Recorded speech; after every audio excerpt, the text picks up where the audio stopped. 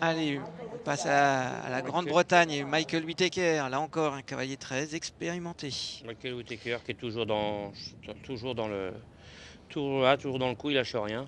Avec Je sais Gilles pas, je sais Hammet. pas au niveau du rang mondial, dans les places, mais Il est autour, je crois, de il est la 50e. 37e. 37e. Et c'est le premier Voilà. Britannique au classement. 37e. Il se maintient toujours.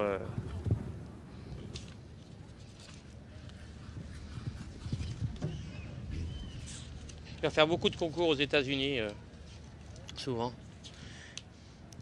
Il y a beaucoup. Ça permet un peu il y a des épreuves, il y a beaucoup d'épreuves qui rentrent sur la ranking et il y a beaucoup de. Il a terminé le 6e d'un Grand Prix récemment à Spruce Meadows, justement.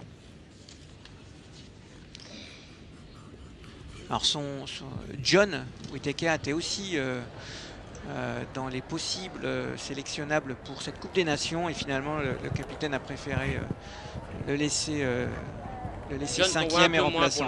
Qu'on voit un peu moins. Parce que Peppermill, son cheval, revient juste de Toujours, blessure. Toujours la même chose, donc c'est un petit peu le cheval qui... Voilà.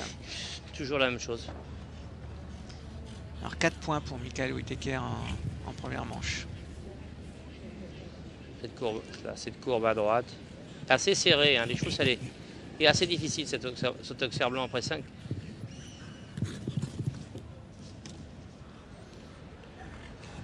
C'est 7, c'est un peu serré. Parfait. Voilà. Un sans faute de plus. On a l'impression que le parcours, ça y est, il a été...